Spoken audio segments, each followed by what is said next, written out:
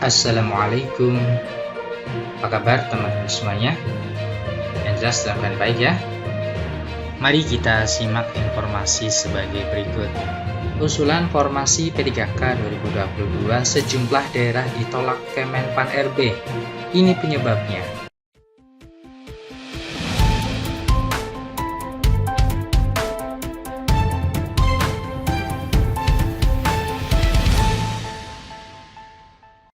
Baik, kembali lagi di channel Teguh History. Di kesempatan yang baik ini, kita akan memberikan update info terbaru seputar P3K. Informasi ini kami kutip dari laman website cpnn.com. Informasinya yaitu, usulan formasi P3K 2022 sejumlah daerah ditolak Kemenpan RB. Ini penyebabnya. Simak baik-baik ya. cpnn.com Jakarta, usulan formasi pegawai pemerintah dengan perjanjian kerja atau P3K tahun anggaran 2022 sejumlah daerah ditolak Kementerian Pendayagunaan Aparatur Negara dan Reformasi Birokrasi atau Kemenpan RB.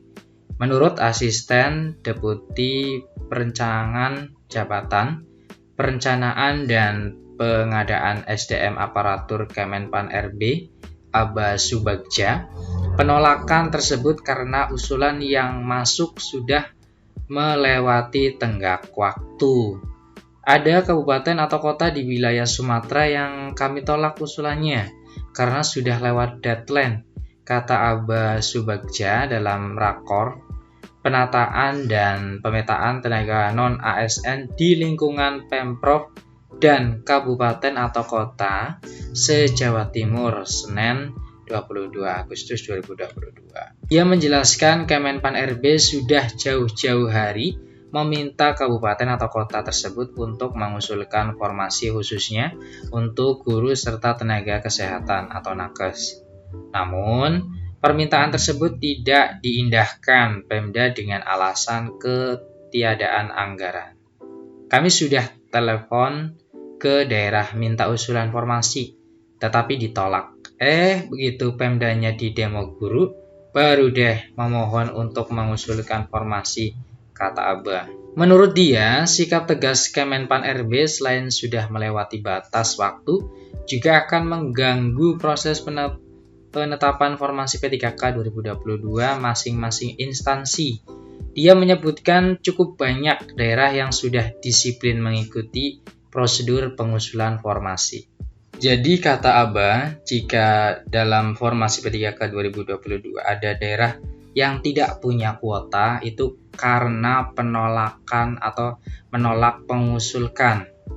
Bisa juga pengusulkan tetapi terlambat karena di demo honorernya. Untuk formasi P3K ini posisinya kami yang meminta kepada daerah loh, bukan daerah yang meminta.